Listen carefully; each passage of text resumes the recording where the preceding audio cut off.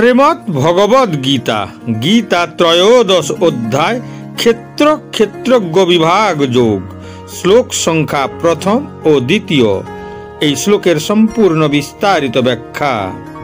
অর্জুন বাচ প্রকৃতিং পুরুষং চৈব ক্ষেত্রং ক্ষেত্রজ্ঞমেব চ এতদ্ বেদিতুমিচ্ছামি জ্ঞানং জ্ঞেয়ং চ কেশব।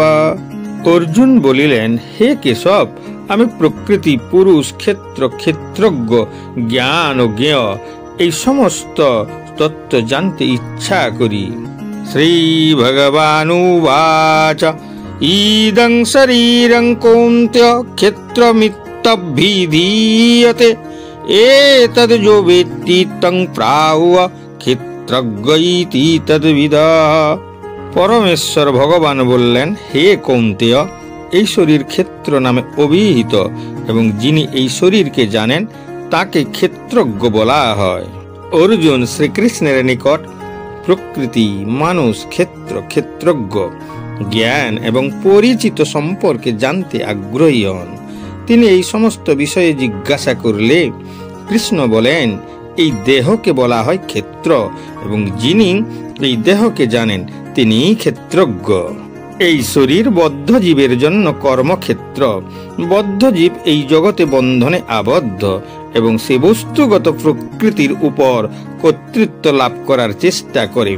এভাবে প্রকৃতির উপর কর্তৃত্ব করার ক্ষমতা অনুযায়ী সে কর্মক্ষেত্র পায়। এই কর্মক্ষেত্র হলো শরীর। তাহলে এই শরীর কি? শরীর হলো ইন্দ্রিয় দ্বারা গঠিত জীব। বদ্ধ জীব ইন্দ্রিয় তৃপ্তির কামনা করে এবং ইন্দ্রিয় তৃপ্তি উপভোগ করার ক্ষমতা অনুযায়ী তাকে এই দেহ বা কর্মক্ষেত্র প্রদান করা হয়।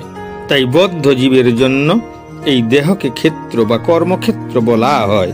যে ব্যক্তি নিজেকে দেহ মনে করে তাকে ক্ষেত্রজ্ঞ বলি। ক্ষেত্র এবং ক্ষেত্রজ্ঞ বা দেহ এবং দেহের জ্ঞাতা, এর মধ্যে পার্থক্য বোঝা কঠিন নয়।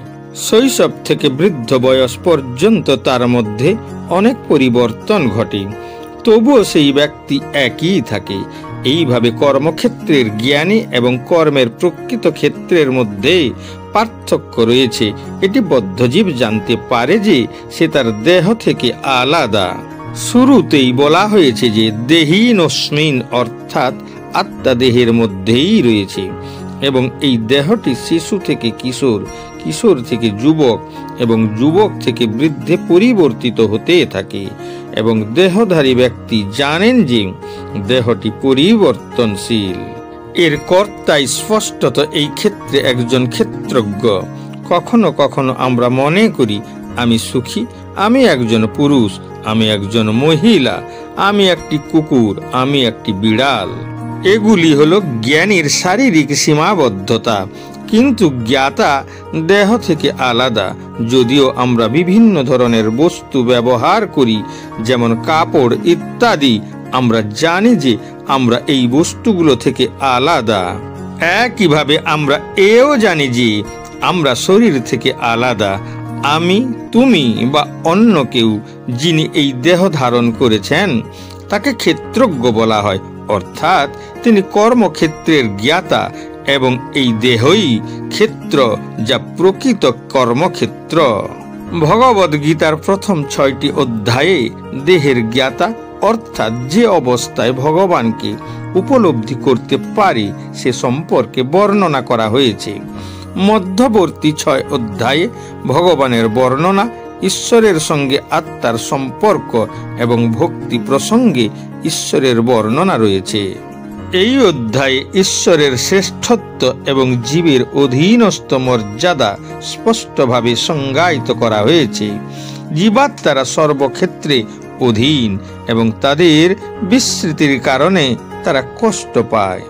যখন তারা পুণ্যকর্মের মাধ্যমে জ্ঞান লাভ করে তখন এটাও বর্ণনা করা হয় যে তারা বিভিন্ন পরিস্থিতিতে, যেমন দরিদ্র, ধনহীন, জিজ্ঞাসু এবং জ্ঞানের জন্য তৃষ্ণার্ত রূপী ভগবানের কাছে পৌঁছায়, তার বর্ণনা করা হয়েছে।